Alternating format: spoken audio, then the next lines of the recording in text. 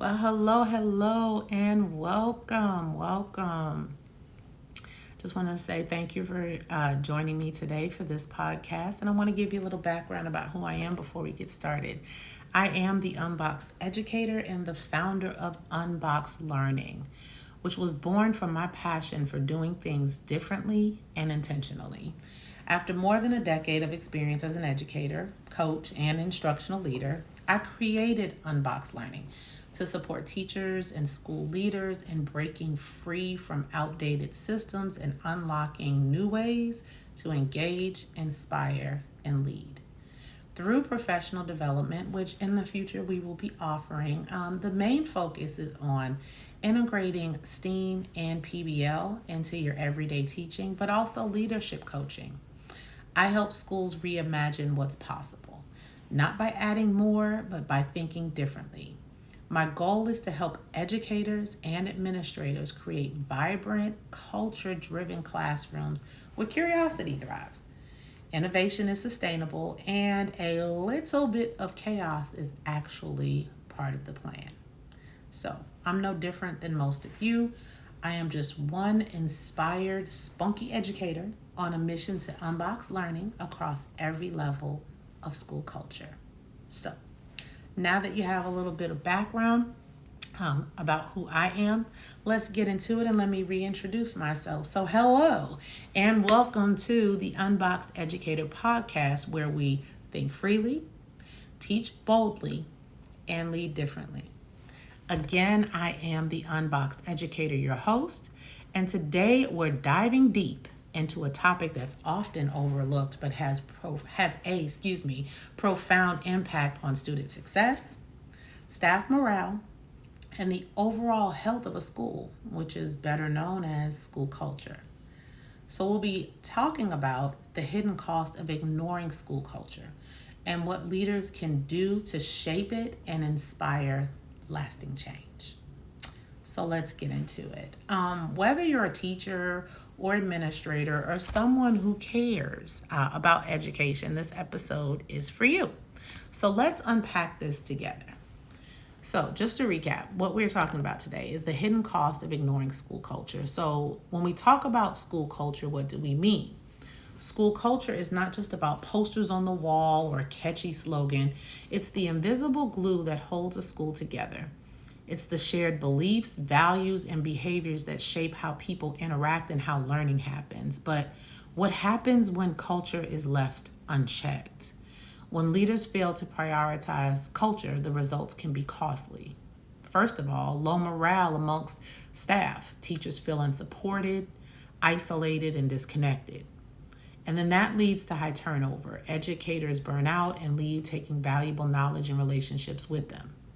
And lastly, well, not quite last, but almost last, you have student disengagement. When students don't feel safe, seen, and valued, then motivation and achievement plummet.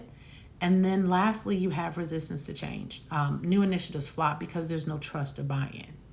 So what research shows that schools with positive cultures have higher student achievement, better attendance, and stronger teacher retention.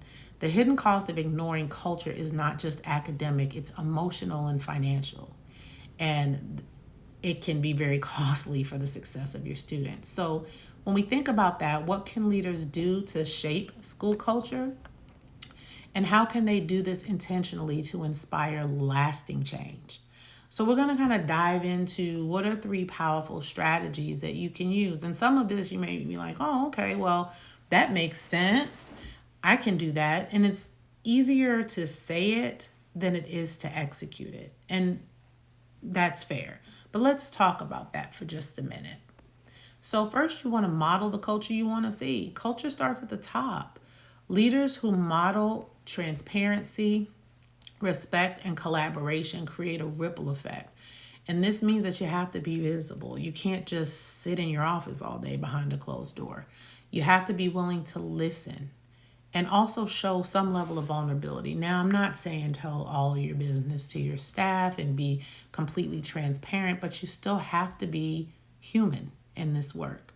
And the reason why it takes us to the second strategy, which is prioritizing relationships, because schools are human-centered organizations. Invest time in building trust with staff and students. Celebrate their wins and share stories and create opportunities for teachers to collaborate and grow together. Align actions with values. Every policy decision and initiative should reflect your school's core values. When staff see that your actions align with what you say, trust deepens. And that's where that real change takes root. And even if you think about that in your personal life, are you going to continue to be around or hang around people that you don't trust? Are you going to share and work with and collaborate with people that you don't trust, especially when you have a choice? Inside the school, you don't actually have the same amount of freedom or autonomy to make that choice. So you have to ensure that everyone in the building is aligned to those core values, okay? And thinking about that, just sharing what that looks like in the field. So bringing that to life. One of the schools I worked with had very high teacher turnover, sky high, and the morale was very low. And the principal realized that the staff felt disconnected and unheard. So instead of rolling out another top-down mandate, the principal started small. So what can you do for low effort but in high impact? The principal started hosting listening sessions, doing surveys, which I know initially does sound like another thing, but it can be highly effective over time. And acknowledging the challenges that the staff shared and co-creating solutions with the teachers, okay? And with doing that, the culture shifted. It was slow, but the teachers felt empowered to take risks, share ideas, and support one another. The results? Not only did it drop turnover dropped, but student achievement began to climb because the educators were more passionate about the work and about the learning, all because the leader invested in the culture. So I want you to think about that. And I know, in the South down here, school is pretty much out. Up north, they probably have about another couple of weeks or so. So I know this is the season where you have time, and this is where administrators spend time working on the next school year. Why not make a part of that plan being intentional about culture, working with the other members of your administrative team to ensure that that is a priority and it can be felt when you walk through the door. So when you think about that, I guess this would be something like a call to action. So this is my challenge. Ask yourself, what's one small step you can take this week to shape the future of the culture in your school? Maybe it's coming up with a sunshine committee. Maybe it's a simple thank you note. I had one principal one time, every morning everybody had a sticky note on their door, and something very small. Remember, low effort, high impact, right? Maybe it's starting a conversation about values. Maybe it's creating subcommittees, because just like in business, and we'll get into that at some other time, I actually used to be a supervisor in a call center. Everyone doesn't want to be a supervisor. Everybody doesn't want to be a coach. Everyone does not aspire to be an administrator. You have some individuals that have a great and deep passion for teaching children, but they still want to be a part of the process.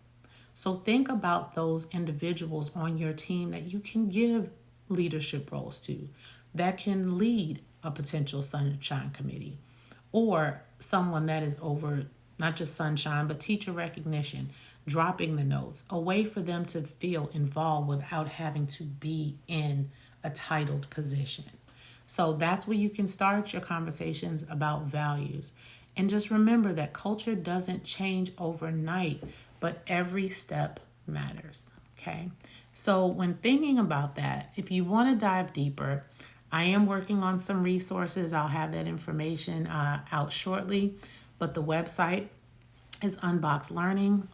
I'll be posting more resources as we build, because this is new. But it is born out of what I have experienced, and my greatest desire is to ensure that educators, instructional coaches, and administrators feel empowered to do this work and to expand their mind just a little bit into that area of growth mindset where we, I guess it's a pun intended, think outside the box. So the goal of Unboxed Learning is to help educators and educational leaders think freely, teach boldly, and lead differently.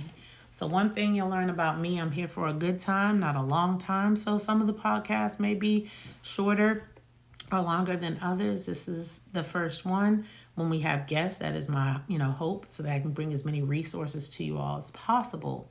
But again, here for a good time, not a long time. So today I want to say thank you for joining me today on the Unboxed Educator, again, founder of Unboxed Learning. So if you want to keep the conversation going, you can connect with me on Instagram at Unboxed Educator. Or if you want to search me on LinkedIn, that's fine.